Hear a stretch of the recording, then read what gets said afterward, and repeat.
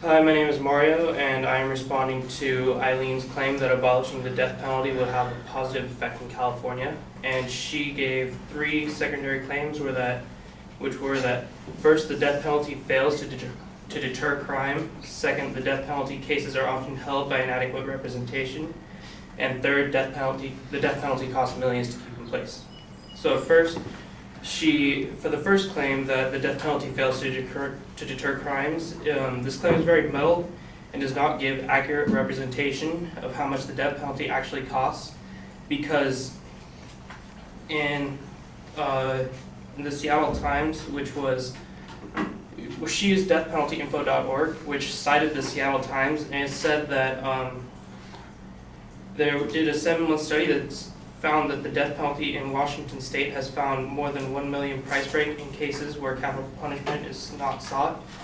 And while that is a great amount of money, that does not give insight as to how many cases there are that we use in the study and things of that nature. So we don't know how much per case it's actually costing. We just know that total it's $1 million, and we don't know the relevance of that $1 million.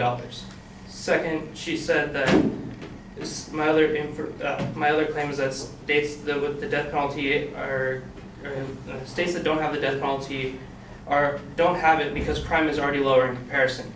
Because when you look at the 18 or 19 states that don't have the death penalty, they are states such as Alaska, Hawaii, states that are relatively referred to as safe, whereas the states with the death penalty are states such as Michigan, which have areas such as Detroit, which are more historically represented as, I guess, dangerous. And the last two claims she made in here, which are that attempted suicide rates do not go down and the death penalty fails to protect police, have very little relevance to how the death penalty fails to deter crimes.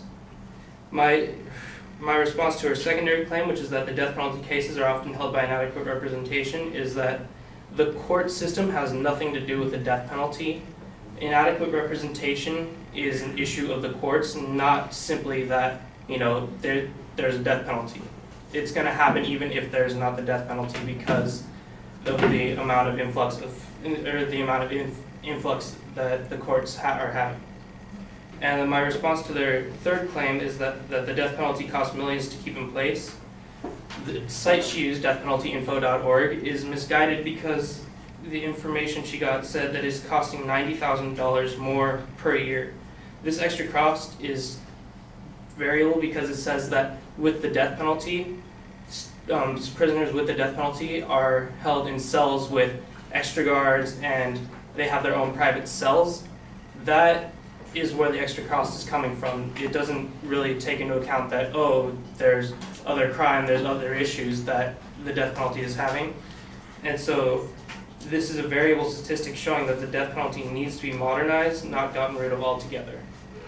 So in conclusion, the death penalty does need to be modernized, but however, getting rid of it altogether will not have a positive effect on California. Thank you.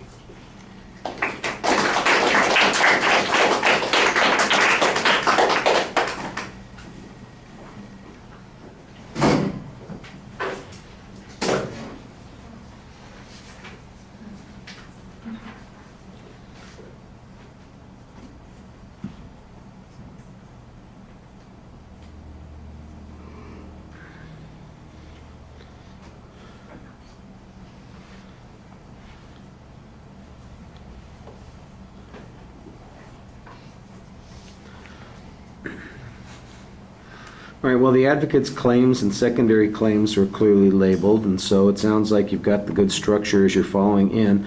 On the first issue, though, concerning the issue, it sounded like it was going to be an issue about deterrence, but then it turns out to be some charge about the relationship to cost. I wasn't sure what the connection between those was. And then we went back to some argument about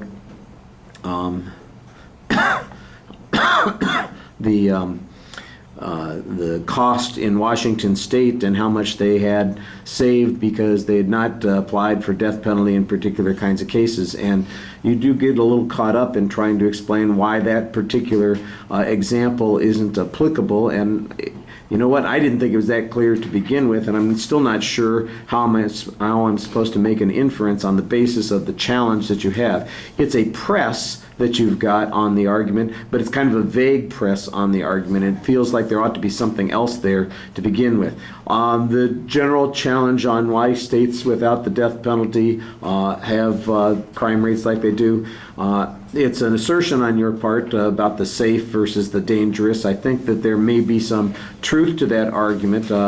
I thought Michigan didn't have a death penalty, so I'm not sure why they aren't in the safe category, although I understand why you've classified them in the dangerous category, but how do they fit if they don't have the death penalty? If they do have the death penalty, you should give us a source citation on that. And there's a reference to the suicide rate, and I didn't understand what that was about at all.